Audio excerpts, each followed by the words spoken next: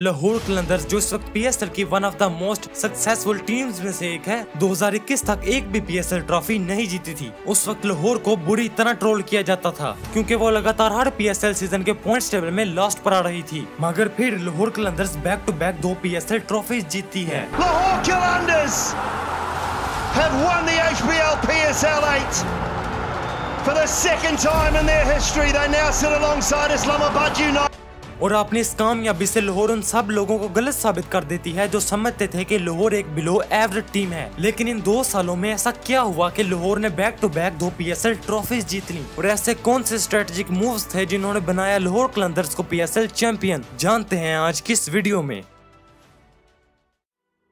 इन सब points table को देखिए, ये थी 2021 तक लाहौर कलंदर्स की पीएसएल में परफॉर्मेंस। ऐसी परफॉर्मेंस देखने के बाद यही ख्याल आता है कि शायद ये टीम ही बहुत बेकार होगी, लेकिन ऐसा नहीं था। अगर पीएसएल की हिस्ट्री को देखा जाए तो पीएसएल ड्राफ्ट में जो सबसे बड़े प्लेयर्स होते थे उन्हें लाहौर ही पिक किया करती थी। AB de Villiers, Brendon McCullum, Sunil Narine और बेन डंक, ये सभी प्लेयर्स कभी न कभी लाहौर का हिस्सा रह चुके हैं, लेकिन इसके बावजूद लाहौर हर साल हार जाया करती थी। और हारना तो बहुत छोटा लफ्ज है, वो पॉइंट्स टेबल में लास्ट पर आया करती थी। मगर फिर 2021 के पीएसएल ड्राफ्ट में लाहौर बड़े नामों को छोड़कर टीम कॉम्बिनेशन की तरफ जाती है और हारिस रऊफ, शाहीन अफरीदी और राशिद खान जैसे यंग और अग्रेसिव प्लेयर्स को टीम का हिस्सा बनाया जाता है। ओपनिंग में फखर जमान और मिड ऑर्डर में बेन डंक और टिम डेविड जैसे बल्लेबाजों को टीम की कमांड दी जाती है। पर अब बारी थी अपने इस प्लान को ग्राउंड में एग्जीक्यूट करने की। लाहौर अपने पहले मैच में पेशावर ज़ल्मी को 4 विकेट से हरा देती है और अपने पहले ही मैच को जीतकर इस बात का ऐलान कर देती है कि अब वो कमजोर टीम नहीं रही।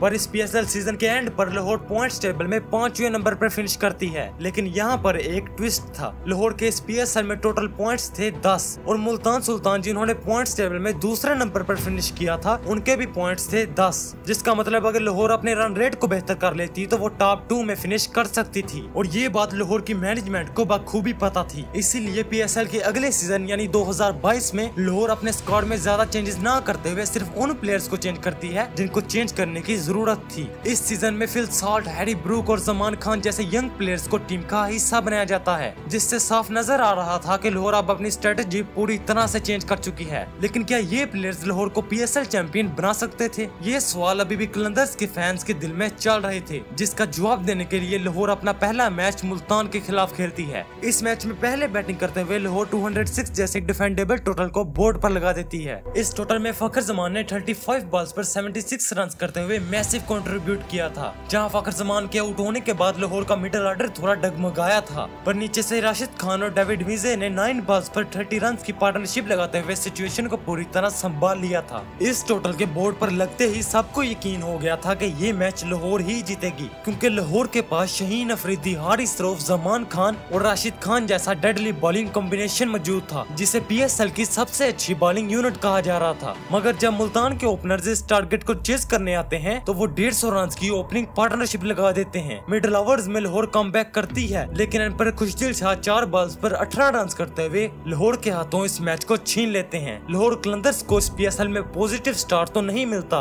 मगर वो अपने अगले ही मैच में पेशावर ज़ल्मी के खिलाफ पहले बैटिंग करते हुए पेशावर को 200 का टारगेट देती है और बॉलिंग में उन्हें सिर्फ 170 पर रोककर 29 रन से इस मैच को जीत लेती है। इस मैच में शाहीन अफरीदी ने सिर्फ 4.7 की इकोनॉमी के साथ 2 विकेट्स ली थी। इससे अगले ही मैच में लाहौर कलंदर इस्लामाबाद के अगेंस्ट पहले बैटिंग करती है, मगर इस दफा लाहौर सिर्फ 174 का टोटल ही बना पाती है और इस्लामाबाद जैसे स्ट्रॉन्ग बैटिंग लाइनअप के सामने ये रन्स बहुत कम लग रहे थे। पर लाहौर कलंदर्स काफी जान लगाती है और फाइनल इस्लामाबाद को सिर्फ 165 रन पर रोककर इस मैच को जीत लेती है। इस मैच का मेन क्रेडिट जाता है शाहीन अफरीदी और राशिद खान को, जिन्होंने सिर्फ 6 की इकोनॉमी के साथ रन देते हुए एक विकेट ली थी। मगर अब लाहौर का अगला मैच था क्वेटा के साथ। क्वेटा के खिलाफ भी लाहौर पहले बैटिंग करती है, जो कि इस पीएसएल में लगातार चौथी दफा था कि लाहौर पहले बैटिंग कर रही थी। क्वेटा के खिलाफ बैटिंग करते हुए फखर जमान 70 रन की एक शानदार इनिंग खेलते हैं और नीचे से हैरी ब्रूक और डेविड विजे की ऑलमोस्ट 250 की स्ट्राइक रेट के साथ बैटिंग की वजह से लाहौर 204 का टारगेट बोर्ड पर लगा देती है। मगर इस दफा फिर लाहौर की बॉलिंग 200 जैसे बड़े टोटल को डिफेंड करने में फेल हो जाती है और क्वेटा इस मैच को 7 विकेट से जीत जाती है। अभी तक लाहौर पिछले 4 मैचेस में से 2 दफा 200 प्लस के टारगेट को डिफेंड करने में फेल हो चुकी थी, जो कि एक नेगेटिव साइन था।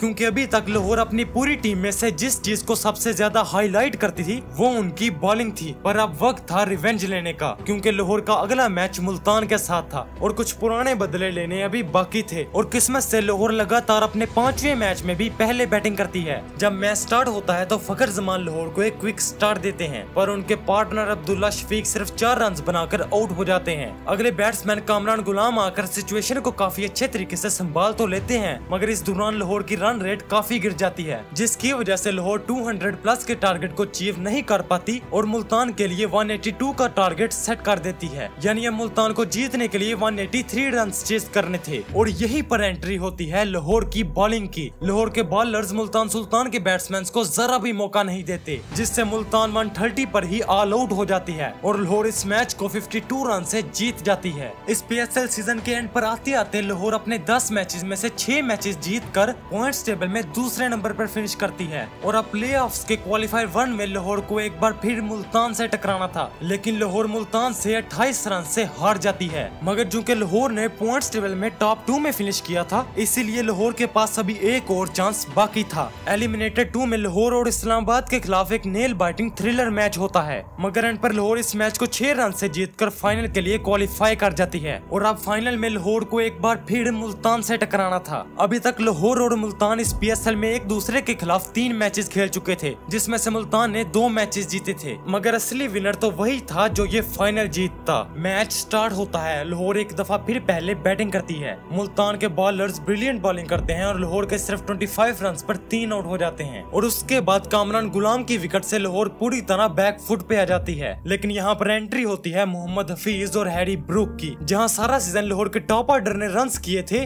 अब मिडिल ऑर्डर की बारी थी कि वो कुछ कर दिखाए, और ऐसा ही होता है। मोहम्मद हफीज और हैरी ब्रूक की स्ट्रॉन्ग पार्टनरशिप और बाद में डेविड विजय के 8 बॉल्स पर 28 रन की वजह से लाहौर 180 के टोटल तक पहुंच जाती है। दूसरी तरफ मुल्तान के बल्लेबाज भी मुल्तान को काफी अच्छा स्टार्ट देते हैं, लेकिन मोहम्मद हफीज एक मर्तबा फिर ऑलराउंड परफॉर्मेंस दिखाते हुए मोहम्मद रिजवान को बोल्ड कर देते हैं, और उससे अगले ही ओवर में शान मसूद के रन आउट होने के बाद मुल्तान दोबारा उबर नहीं पाती और 138 पर ऑल आउट हो जाती है। और इस तरह जीतती है लाहौर अपनी पहली PSL ट्रॉफी। लाहौर इस PSL ट्रॉफी को जीतकर साबित कर चुकी थी कि वो किसी से कम नहीं, मगर अभी भी लाहौर के लिए PSL की सबसे कामयाब टीम बनना बाकी था। इसीलिए PSL के अगले सीजन में लाहौर एक मर्तबा फिर सेम टेक्निक के साथ आती है। PSL स्टार्ट होता है, मगर ये PSL वहीं से स्टार्ट होता है जहां पिछला PSL खत्म हुआ था, यानी लाहौर वर्सेस मुल्तान के मैच से। इस मैच में लाहौर पहले बैटिंग करते हुए 175 का टोटल बोर्ड पर लगा देती है, मगर इस दफा भी मुल्तान के ओपनर्स काफी अच्छी ओपनिंग पार्टनरशिप लगाते हैं। लेकिन बाद में लाहौर के बॉलर्स कम बैक करते हैं और लाहौर इस मैच को सिर्फ 1 रन से जीत जाती है,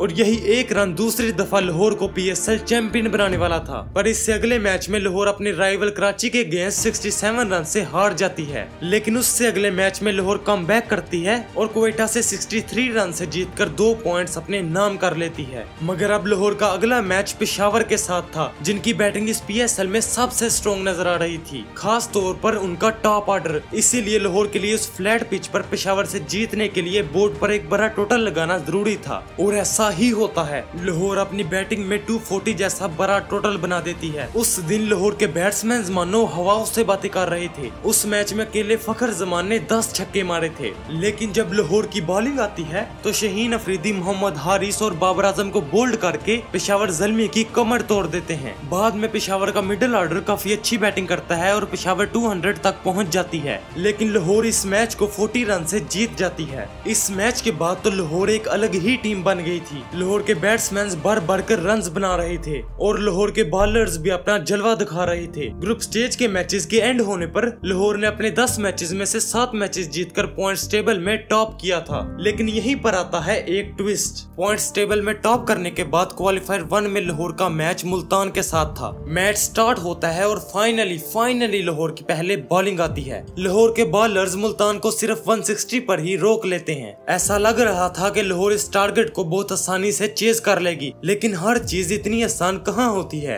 लाहौर की बैटिंग बुरी तरह से फ्लॉप होती है और लाहौर 76 रन पर ही ऑल आउट हो जाती है और अब लाहौर के लिए फाइनल खेलने के लिए पेशावर से जीतना जरूरी था और अगर लाहौर यहाँ हारी तो ट्रॉफी का सपना खत्म। इस दफा लाहौर फिर पहले बॉलिंग करती है और पेशावर को 176 के टोटल पर रोक लेती है और 19 ओवर में इस टारगेट को चेज करके फाइनल के लिए क्वालिफाई कर जाती है। लेकिन इसके बाद वो दिन भी आ जाता है जब लाहौर और मुल्तान ने अपनी दूसरी PSL ट्रॉफी के लिए एक दूसरे से टकराना था। मैच स्टार्ट होता है और लाहौर हमेशा की तरह टॉस जीतकर पहले बैटिंग का फैसला करती है। पिछले कुछ मैचेस के उल्ट इस मैच में लाहौर का टॉप ऑर्डर काफी अच्छे रन बनाता है। लाहौर की बैटिंग काफी स्टेबल नजर आ रही थी और लग रहा था कि लाहौर 200 प्लस रन बना लेगी, लेकिन जब आखिरी ओवर्स शुरू होते हैं तो लाहौर की बैक टू बैक 3 विकेट्स गिर जाती हैं और लाहौर के सिर्फ 115 पर 5 आउट हो जाते हैं। यहाँ सबको लग रहा था कि लाहौर मुश्किल से ही 150 रन बना पाएगी, मगर तभी ग्राउंड में एंट्री लेते हैं लाहौर कलंदर्स के कैप्टन शाहीन शाह अफरीदी। शाहीन अफरीदी उस दिन वो करते हैं जिसके बारे में किसी ने नहीं सोचा था। वो 15 बॉल्स पर 44 रन बना देते हैं जिसमें उन्होंने 5 छक्के मारे थे। शाहीन अफरीदी की इस धुआंधार बैटिंग की वजह से लाहौर 200 का टोटल बना लेती है, पर अब मुल्तान को जीतने के लिए 201 रन चेस करने थे, मगर मुल्तान भी कहां मानने वाली थी। वो अपनी पूरी जान लगा देती है। मुल्तान की बैटिंग और लाहौर की बॉलिंग के दरमियान एक अच्छा मुकाबला देखने को मिलता है, यहाँ तक कि ये वक्त आ जाता है कि मुल्तान को 12 बॉल्स पर 35 रन चाहिए थे। क्रीज पर खड़े थे खुशदिल शाह और ओवर करवाने आते हैं हारिस रऊफ। ओवर की पहली बॉल और छक्का, ओवर की तीसरी बॉल और एक और छक्का, ओवर की चौथी बॉल पर चौका। इस तरह हारिस रऊफ इस क्रूशियल ओवर में 22 रन खा लेते हैं, लेकिन आखिरी ओवर करवाने आते हैं जमान खान। अब मुल्तान को ये PSL जीतने के लिए 6 बॉल्स पर 13 रन चाहिए थे। ये ओवर काफी थ्रिलिंग जाता है, लेकिन एंड पर लाहौर सिर्फ 1 रन से जीत जाती है। पूरा स्टेडियम खुशी से झूम उठता है और लाहौर अपनी दूसरी PSL ट्रॉफी को सेलिब्रेट करती है। जो टीम एक वक्त पर PSL की सबसे नाकामयाब टीम थी, आज 2 PSL ट्रॉफीज जीतकर PSL की सबसे कामयाब टीम बन चुकी थी। तो ये थी लाहौर कलंदर्स के ऊपर एक वीडियो। आपको ये वीडियो कैसी लगी हो जरूर बताइएगा और ऐसी और मजीद वीडियोस के लिए सब्सक्राइब कर लीजिए।